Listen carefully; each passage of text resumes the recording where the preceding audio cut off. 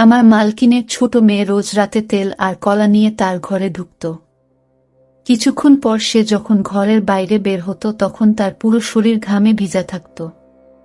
এই কাজটা সে বাড়ির সকলকে লুকিয়ে করত, কিন্তু আমি তার সবকিছুই দেখতে পেতাম, কারণ ওই সময় আমি রান্নাঘরে কাজ করতাম। এটা তার প্রতিদিনের ঘটনা ছিল। সে তেল আর কলা নিয়ে কি করত এটা জানার জন্য আমি একদিন ওর ঘরে লুকিয়েছিলাম। কিছুক্ষণ আগেও ঘরে ঢুকেছে।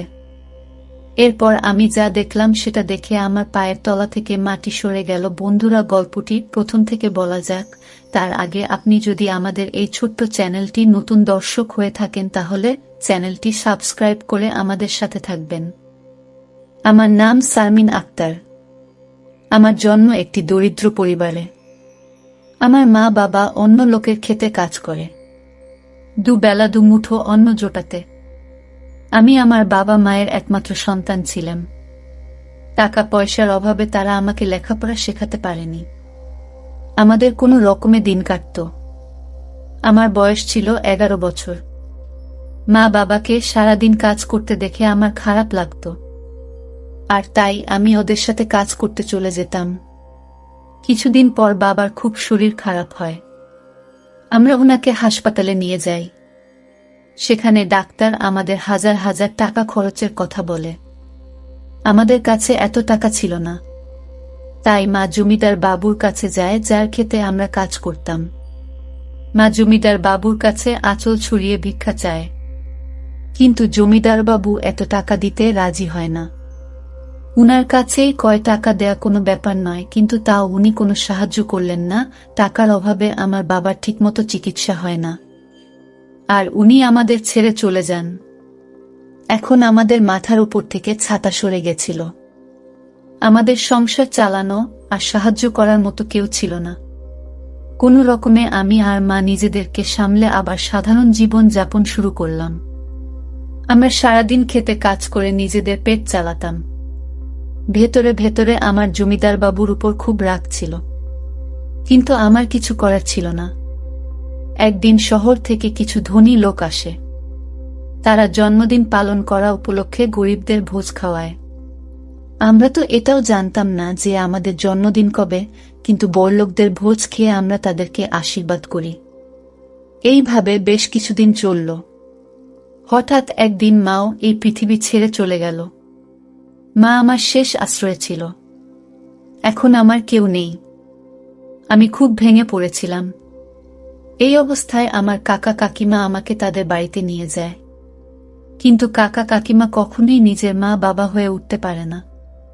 এই কথাটা আমি তাদের বাড়িতে পা রাখার পরই বুঝতে পেরেছিলাম। তারা তাদের নিজের মেয়েকে ভালো খাবার দিত, ভালো জামা কাপড় দিত, আর আমাকে দিয়ে বাড়ির সব কাজ করাতো।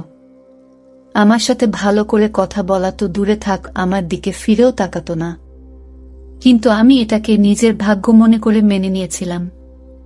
একদিন আমি যখন বাসন মাজছিলাম তখন কাকা শহর থেকে ফিরে আসেন। এসে আমার কাকিকে বলেন যে শহরের এক বাড়িতে কাজের মেয়ে দরকার। আমরা বরং শারমিনকে সেখানে কাজ করতে পাঠিয়ে দিই। সাবিনা ওখানে কাজ করবে, আর আমাদের হাতে টাকা আসবে। আমার কাকিমা এই কথাটা শুনে খুব খুশি হন।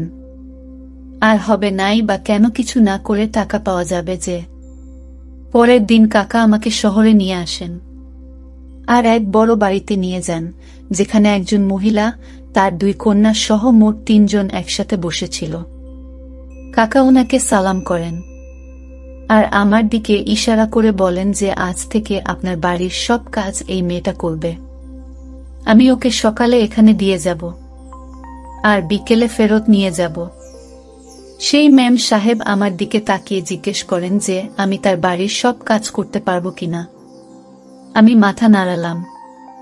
আমি জানতাম যে এত বড় বাড়ির সব কাজ একা হাতে সামলানো খুব একটা সহজ হবে না, কিন্তু আমার রাজি হওয়া ছাড়া আর কোনো উপায় ছিল না।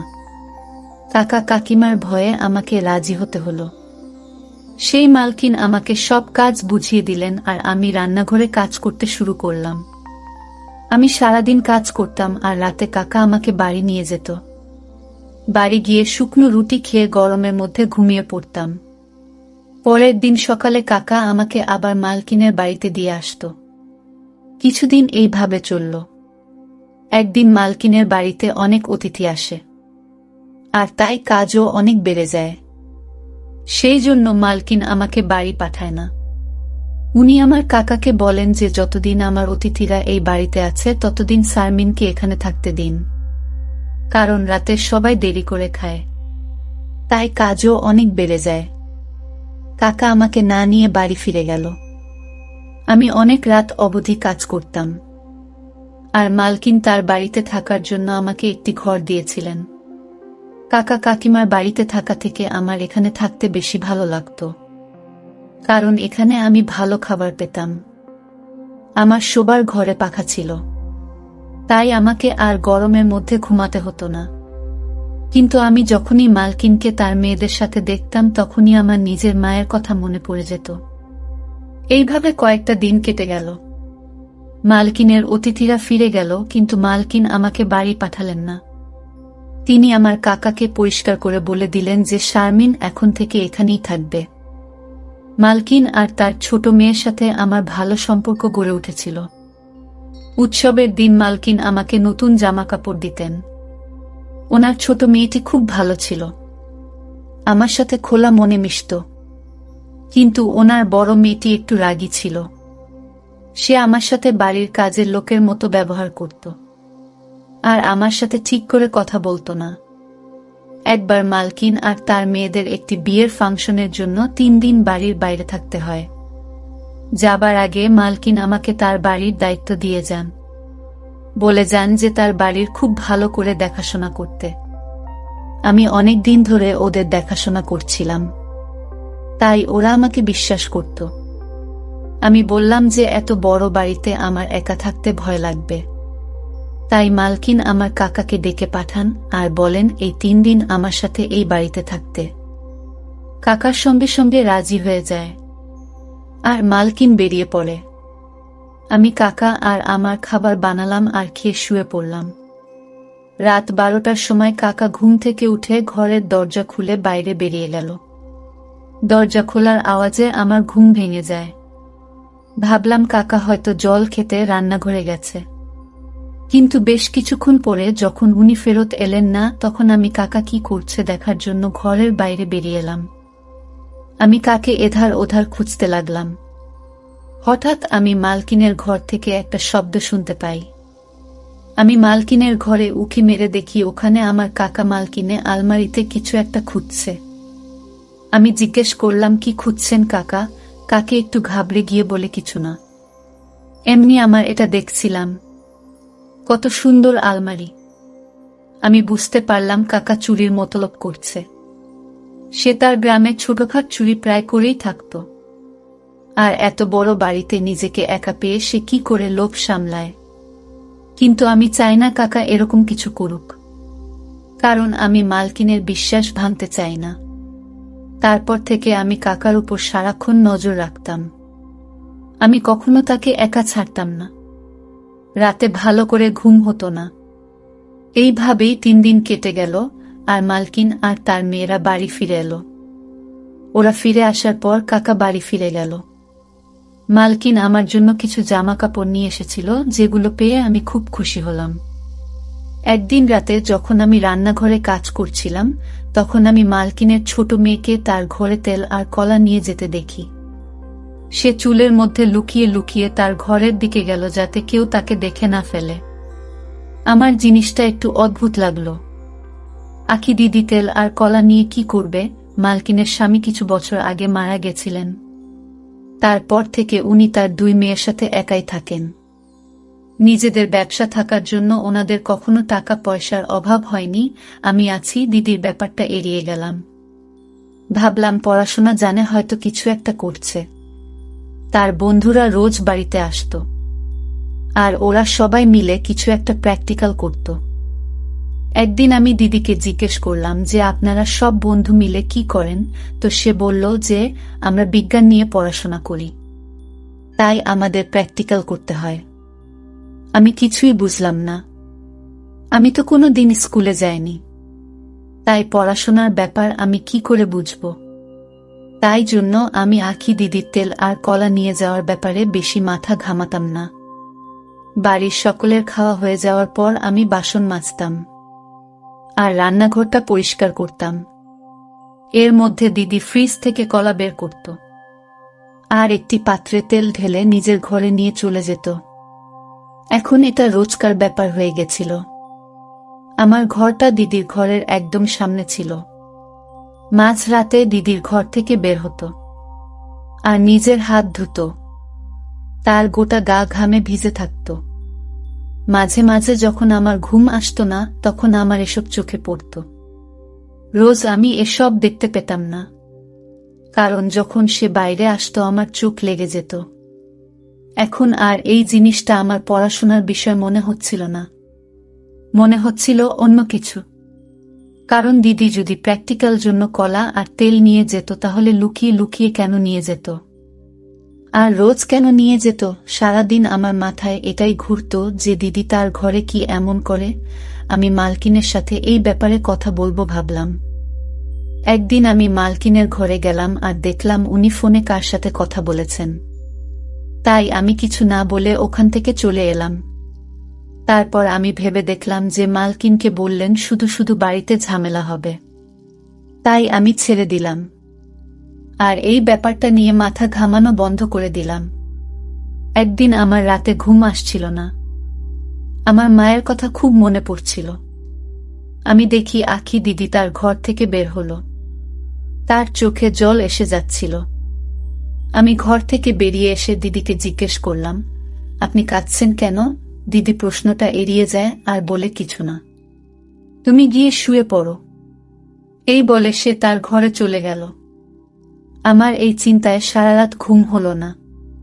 ভাবতে লাগলাম যে কি এমন হলো যে সব সময় হাসি খুশি থাকা আখি দিদি এত রাতে কাঁদতে কাঁদতে ঘর থেকে বেরিয়ে এলো। সারাদিন আমার মাথায় একটাই চলতে লাগলো, আখি দিদির তেল আর কলা নিয়ে ঘরে যাওয়া, মাঝ রাতে ঘর থেকে বেরিয়ে এসে হাত ধোয়া, সারা ঘামে ভিজে থাকা, তারপর এক রাতে কাঁদতে কাঁদতে ঘর থেকে বেরিয়ে আসা, আর সবথেকে বড় কথা এসব কাজ লুকিয়ে করা। আমার কোনোটাই স্বাভাবিক মনে হলো না। আমার দিদির উপর সন্দেহ হয়। ও কোনো খারাপ কাজ করছে না তো। পরের দিন দিদি কলেজে চলে যায় আর বর দিদিও তার কলেজে যায়। তখন আমি মালকিনকে চা দিতে গেলাম আর ভাবলাম যে আখি দিদির ঘরটা একবার খুঁজে দেখি। দুপুরবেলা যখন মালকিন ঘুমিয়ে পড়ে তখন আমি দিদির ঘরে যাই, কিন্তু ঘরে তো সেরকম কিছুই পেলাম না।